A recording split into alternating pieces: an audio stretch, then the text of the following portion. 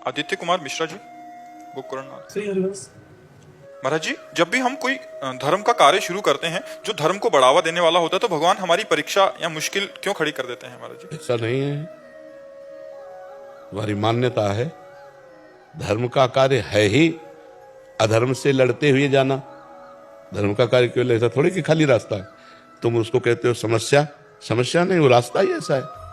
धर्म के रास्ते पे जब चला जाता है तो अधर्म के रोड़े पड़े होते हैं, उनको हटाते हुए जाना पड़ेगा, वही मुश्किल है। तो इसीलिए लोग अधर्म का मार्ग सहज में चल रहे हैं, धर्म का मार्ग ऐसे है, अधर्म का मार्ग ऐसे है। नीचे उतरने में कोई परेशानी नहीं, ऊपर चढ़ने में परेशानी है। तो धर्मात्मा तो वही जो परेशानियों को रौंदता हुआ बढ़ जाए। धर्मात्मा का मतलब थोड़ी है कि फूलों पे चलना है। धर्म तो कठोरता पूर्वक अपने को, चाहे दुख मिले, सुख मिले, निंदा मिले, अपमान मिले, स्तुति मिले, जैसी भी परिस्थिति हो, मैं धर्म से नहीं दूं। देखो, धर्म का पालन करने के लिए महाराज युधिष्ठिर को 12 वर्ष का वनवास, 1 वर्ष का अज्ञातवास, कितना कष्ट सहना पड़ा, क्योंकि धर्म का मार्ग है ही अधर्म से लड़ते हुए जाना। और अधर्म कष्ट पहुंचाएगा और वो उसे सहता हुआ बढ़ेगा, तभी तो धर्म कहा जाता है। तो इसमें परेशानी क्या है? महाराज जी, निरंतर परेशानियां आती ही जाती है। नहीं तो निरंतर संसार परेशानीमय है, दुखालयम अशाश्वतम। मान लो शरीर है, ये 2 कर्मों से बना है, पाप और पुण्य। तो पाप का जब फल आएगा तो दुख आएगा, और जब पुण्य का फल आएगा तो सुख आएगा। ऐसा कोई कह ही नहीं सकता कि निरंतर मुझे दुख रहता है, ऐसा कोई नहीं। रहता है समस्या है, जैसे जो तो समस्याओं से लड़ना ही तो धर्म है, और किसे धर्म कहते हैं? लड़ तो रहे हैं। तो फिर परेशान मत हो, ये कमजोरी है आपकी। आपके अंदर उत्साह आना चाहिए। नहीं, हार तो नहीं मानता। ना हार मानना है और ना निराश होना है। निराश भी नहीं होना, उसके विषय में संशय भी नहीं करना। देखो, अगर धर्म का मार्ग सहज होता तो सब लोग चल देते ना। जो भगवान का मार्ग है, जो धर्म का मार्ग है, वो सहज नहीं है।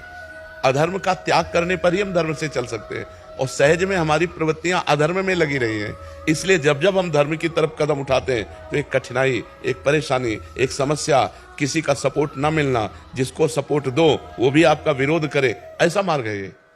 इसीलिए लोग हार जाते हैं कि यार कम से कम हम आपका हित कर रहे हैं, आपका मंगल कर रहे हैं, तो आप हमारा बुरा तो ना करो।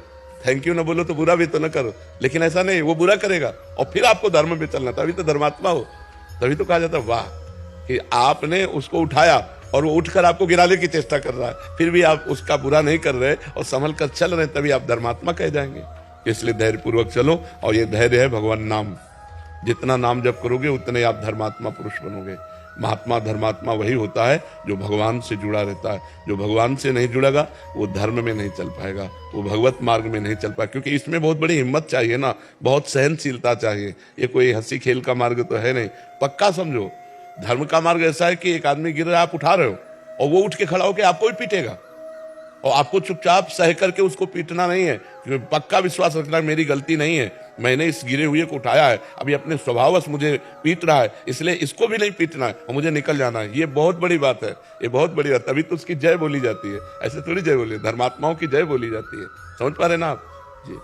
निकू शर्मा जी, गोवर्धन। महाराज जी, आपके चरणों में कोटि कोटि प्रणाम। महाराज जी, हम जिन शिव विग्रह की वर्तमान में सेवा कर रहे हैं, क्योंकि गुरुदेव भगवान कुछ समय में हमको कुटिया परिवर्तित करनी है, अगर किन्हीं कारणों से सेवित युगल विग्रह को नई कुटिया में नहीं ले जा पाते हैं, तो क्या हम नए विग्रह स्थापित करने चाहिए, क्योंकि कोई अपराध ना बने? आप तो उन श्री विग्रह की कोई सेवा करेगा?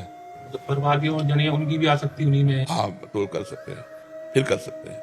उनकी सेवा होनी चाहिए पूर्व विग्रह की, तो नवीन विग्रह स्थापित करके आप अलग सेवा विराजमान कर लो, उसमें कोई परेशानी नहीं। बिल्कुल।